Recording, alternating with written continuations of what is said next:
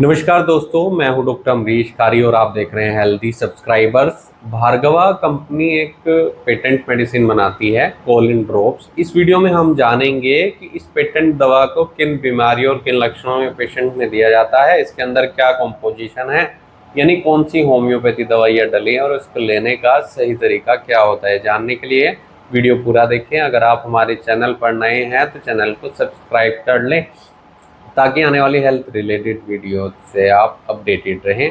दोस्तों, इस दवाई को हम कोलाइटिस में देते हैं। कोलाइटिस आंतों की वो बीमारी होती है जो इन्फेक्शन उसमें होने के बाद सूजन आ जाती है, दर्द की शिकायत पेशेंट को पेट में रहती है, जो कटिंग या ग्रिपिंग टाइप का पेशेंट को दर्द होता है, ब्लीडिंग कई बार आंतों से देखने को मिलती है, स्टूल में पेशेंट को ब्लीडिंग आती है और इसके अलावा पेशेंट को वोमिटिंग लग सकती है, पेट दर्द महसूस होता है, गैस ज़्यादा बनती है, डाइजेशन सही नहीं रहता है। ऐसे कोलाइटिस में ये दवाई पेशेंट को दी जाती है, जिसमें देखा जाता है कि पेशेंट को वायरल या बैक्टीरियल इन्फेक्शन के कारण ये इन्फेक्शन हुआ है या ये इन्फ्लामेशन आई है, सूजन आई है आंतों में और दर्द बढ़ रहा है।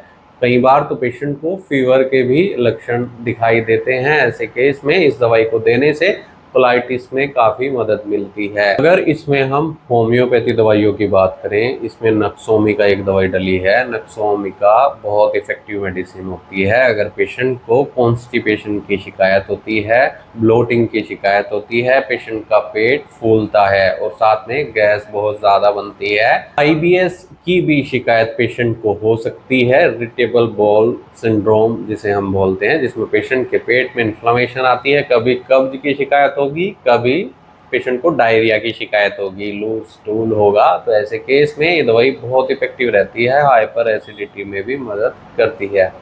इसके अलावा इसमें डायस्कोरिया है। डायस्कोरिया तब दी जाती है जब कोलाइटिस में पेशेंट को सीवियर पेन होता है, ग्रिपिंग टाइप का पेन होता है या कटिंग टाइप का पेन होता है। इसके अलावा इसमें एक डायस्कोरिया एक मेडिसिन डली है जो पेट दर्द में पेशेंट को दी जाती है। इंडाइजेशन की अगर पेशेंट को शिकायत रहे तो ये दवाई दी जाती है। कोलाइटिस में बहुत मददगार होती है, इन्फ्लामेशन को कम करती है, इन्फेक्शन को कम करती है। इसके अलावा इसमें इग्नीशिया है। अगर पेशेंट को स्ट्रेस की शिकायत है, इंसोम्निया की शिकायत है, साथ में आईबीएस हो गया है, आईबीडी हो गई है, तो ऐसे केस में भी इफेक्टिव रहेगी।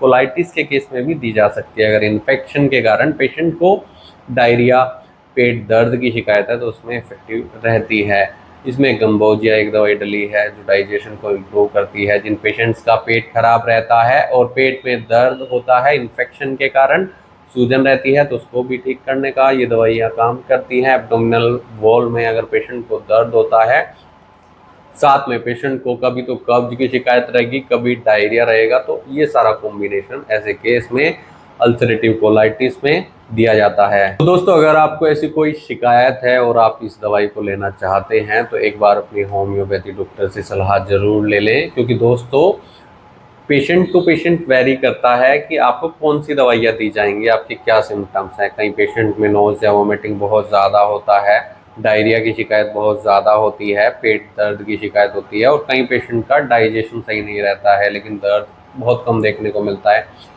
ऐसे में एक बार अपने होम्योपैथी डॉक्टर से सलाह जरूर ले लें। बिना डॉक्टर की सलाह के कोई भी होम्योपैथी दवाई नहीं लेनी चाहिए। इसके लिए आप हमसे भी संपर्क कर इलाज या सलाह ले सकते हैं।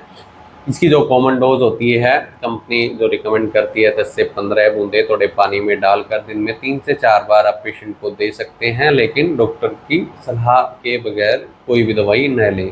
वीडियो देखने के लिए धन्यवाद। चैनल को सब्सक्राइब करें और कमेंट सेक्शन में ज़रूर बताएं कि हमारी वीडियोस आपको कैसी लगती हैं। Thank you.